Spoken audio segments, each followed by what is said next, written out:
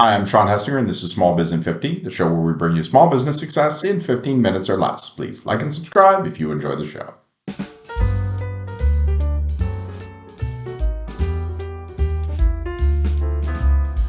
What is a hybrid event, and what are the pros and cons of going hybrid for your next business summit? Monique Johnson, founder of Live Video Lab and the Move Experience, answers these questions, as well as giving some advice for making your next virtual event a success. Let's talk about hybrid events, because you mentioned that. I think you said maybe you're not a great proponent of them, but maybe you could talk a little bit about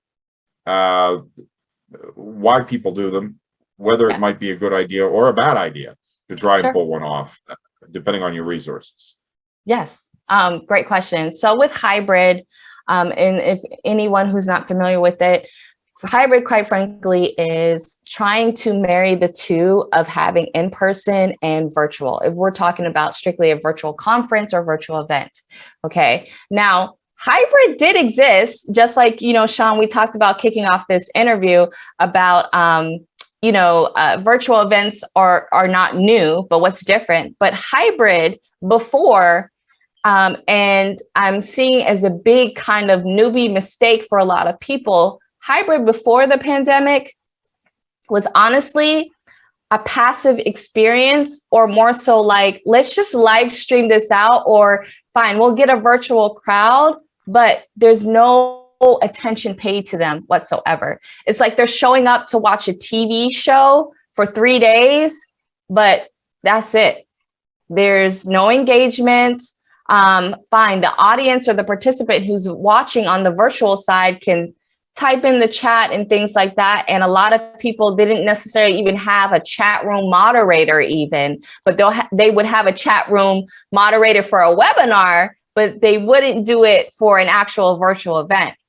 So in today's world, as in, I'm not going to say we're in post-pandemic right now, but in today's world, right, with hybrid, the reason why I am not a proponent of hybrid is because of a couple of things. Number one, we talked about how before the pandemic, it was a passive experience. And a lot of times people today are thinking that's still okay. No, it's not okay. We talked about how being on lockdown, people were bored out of their minds. They needed to be engaged. And so since we've been inundated with the Zooms, the Zoho meetings, all types of, virtual platforms, people are used to being talked to, even though they've gotten sick of being on Zoom calls all day. So if you're going to do a hybrid experience, you can no longer just, we're just going to put a camera on, have it come into the virtual platform, and that's it. No. You can't do that. You have to at least have, like I said, a chat moderator. Okay. And, that's we could go down a rabbit hole. So that's the first reason. The second reason is this.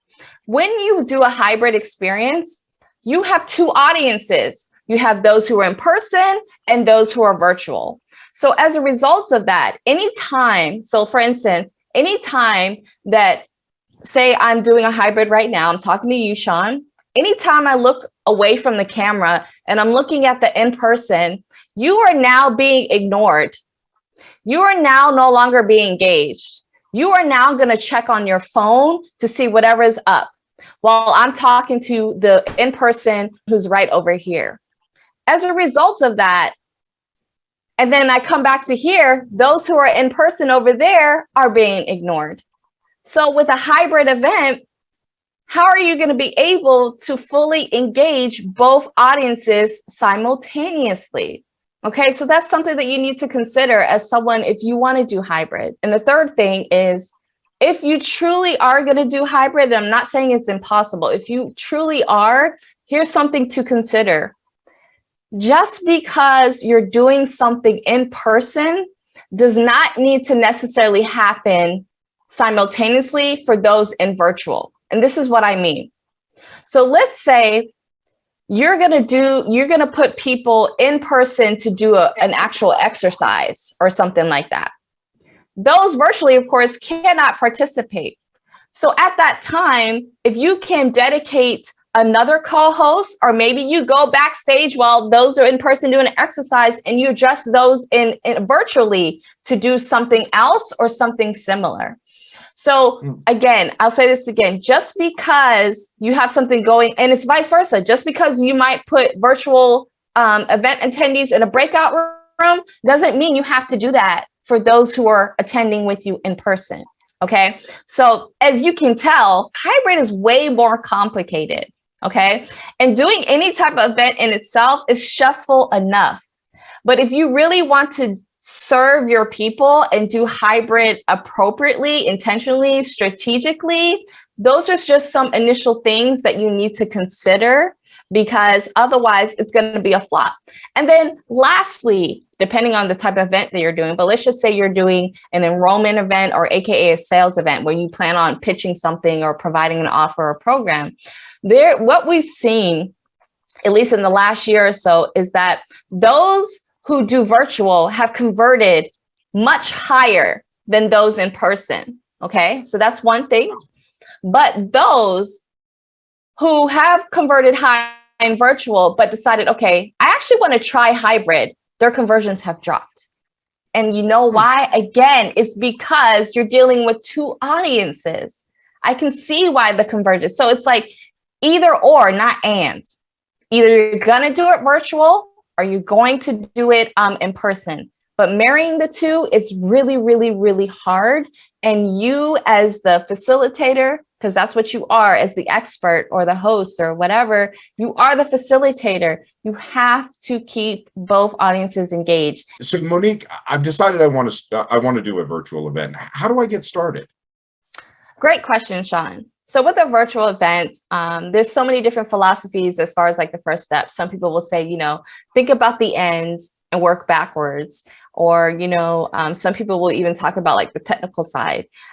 For what we do at Live Video Lab, we truly believe in serving those who are coming to your events, because to be frank, people don't have to come and see you. And the mere fact that they took out the time to come see you is very, very important.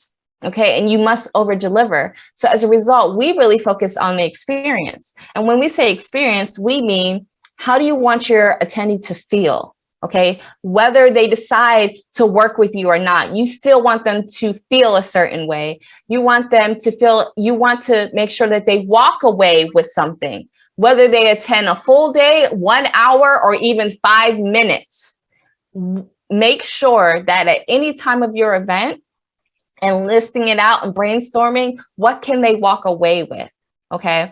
So to me, that is the biggest or most important first step, is the experience of how they're going to feel, what they're going to see, just tapping into all of the 5 senses, because quite frankly, we're dealing with a lot with a virtual event, and it's all about energy management. We're dealing with the tiny box. And that's the one thing. So the tiny box, as a result, like for instance, this is how I'm intentionally noticed, I'm taking up most of this tiny box that you're seeing here of this camera frame. And a lot of times people don't even take that into consideration, because if I were to back away, it's less engagement. Or if I'm like over here, it's different. So even something as simple as that is tapping into the experience. Another thing would be, because of virtual events, like we can peer in to people's environments. Like Sean, you can see right now, you can see my home office. A lot of times, even though this camera is a little bit lower, but that's Bob Marley. You know how many times it's like a conversation starter because people like Bob Marley. I see you, Sean, in your home office. I mean, a lot of times people will be in their living room or something else. Like you are able to have a connection because you wouldn't be able to do that in person. Or if you like pets even, right? So seeing the little kittens, the puppies, the dogs, normally you're not going to see that at an in-person event. And so it's a matter of, because you're able, or if anything, people are giving you permission, right, to see or peer into their homes, their offices, their lives. What can you do to really tap into that to make it more of an experience for them?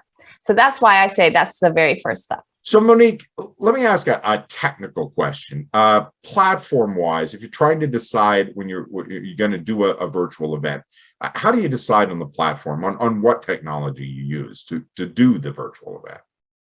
There's so many different types of virtual platforms out there, especially with virtual events. So to put into like two major categories, there is like the meeting conference type of platforms, and then those that they say are strictly for virtual events, right? So they try to emulate as much as possible what would happen in person would happen virtually. So what I mean by that is buying the ticket, doing a check-in. I mean, there's specific platforms for that. So the second time that I just mentioned, let's tackle that real quick, because to be frank, I'm not a big proponent of them. A lot of times they're for even enterprise level type of companies or type of conferences, if you will. And to me, it's just glitter sprinkled on a webinar. There's not that much interaction. You, as the facilitator or expert, you don't see who you're talking to. And to me, that is a big, big, big gap or mistake. If you're not able to see who is attending or who is watching you live, to me, it makes it so much harder to really serve those that are attending your events. Now, let's talk about virtual meeting type of platforms. So virtual meeting type of platforms are not new. In fact, Sean, I think it's hilarious. You and I, we've been working remotely for many years. We've been using platforms like Zoho Meeting or Zoom for many years. And then, with the pandemic, people are like, what is this Zoom? I've never seen it before. Like Zoom just, all of a sudden popped up. So these virtual meeting type of platforms, right, allow for the two-way street I'm talking about. The two-way street of I can see you and you can see me. That's it, right? That's it. Now, of course, you can add different things. You can even take some of the things that they're doing on the enterprise level and bring them to these Zoom conference type of platforms. You'll be surprised that you, as the facilitator and the host, can see who you're talking to. You can peer, like I said, where you're talking about this tiny box here, you can peer inside and people are giving you permission to see where they are. Let's talk about Zoom meeting or even Zoho meeting.